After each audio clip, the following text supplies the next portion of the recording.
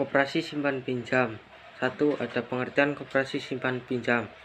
Koperasi simpan pinjam adalah suatu koperasi yang kegiatan usahanya menghimpun dan menyalurkan dana kepada para anggotanya dengan bunga yang rendah. Koperasi ini disebut juga sebagai koperasi kredit, di mana pengelolaannya dilakukan secara mandiri dan demokratis secara para anggotanya bergabung secara sukarela. 2. Sumber dana koperasi. Ada 7, yaitu simpanan pokok, simpanan wajib, simpanan sukarela, dana cadangan, modal pinjaman, hibah atau donasi. 3. Tujuan koperasi simpan pinjam. 1. Membantu keperluan kredit para anggota yang sangat membutuhkan dengan cara yang ringan. 2. Mendidik para anggota agar giat menyimpan secara teratur sehingga membentuk modal sendiri. 3. Mendidik anggota hidup berhemat dengan menyisihkan sebagian dari pendapatan mereka.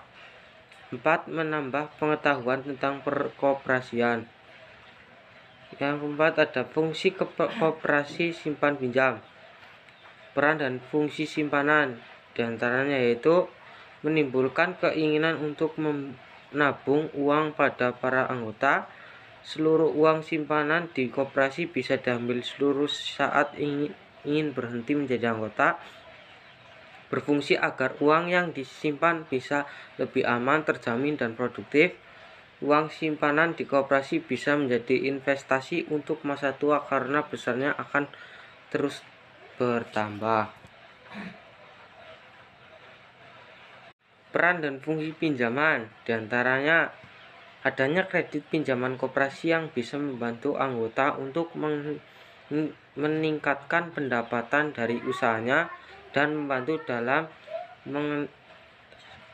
mengentaskan kemiskinan. Terdapat proses dalam pemberian kredit pada anggota lebih mudah dan cepat tanpa agunan atau jaminan kredit. Adanya pemberian pinjaman bunga yang rendah kepada para anggota koperasi. Yang kelima, ada contoh koperasi simpan pinjam. Yang pertama ada koperasi unit desa atau KUD, koperasi serba usaha atau KSU, dan yang terakhir ada koperasi pasar. Materi selanjutnya yaitu perusahaan asuransi. Pengertian asuransi. Asuransi menurut Undang-Undang Nomor 1 Tahun 1992 tentang usaha asuransi atau pertanggungan adalah perjanjian antara dua pihak atau lebih dengan mana pihak penanggung mengikatkan diri kepada tertanggung dengan menerima premi asuransi untuk memberikan pergantian kepada tertanggung karena kerugian, kerusakan atau kehilangan keuntungan yang diharapkan atau tanggung jawab hukum kepada pihak ketiga yang mungkin akan diderita tertanggung yang timbul dari suatu peristiwa yang tidak pasti atau untuk memberikan suatu pembayaran dan yang didasarkan atas meninggal atau hidupnya seorang yang dipertanggungkan. Jenis-jenis asuransi dilihat dari segi fungsi.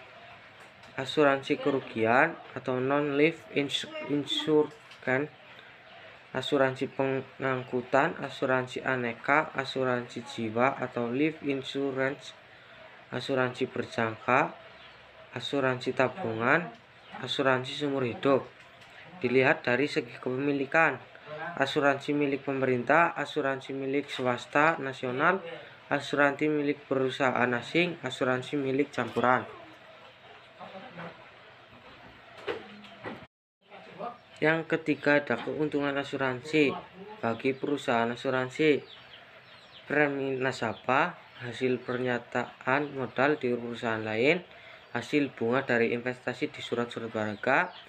Bagi nasabah, memberikan rasa aman, merupakan simpanan yang padat saat jatuh tempo dapat ditarik kembali, terhindar dari risiko kerugian atau kehilangan, memperoleh penghasilan di masa yang akan datang, memperoleh pengganti akibat kerusakan atau kehilangan. Sekian dari saya. Assalamualaikum warahmatullahi wabarakatuh.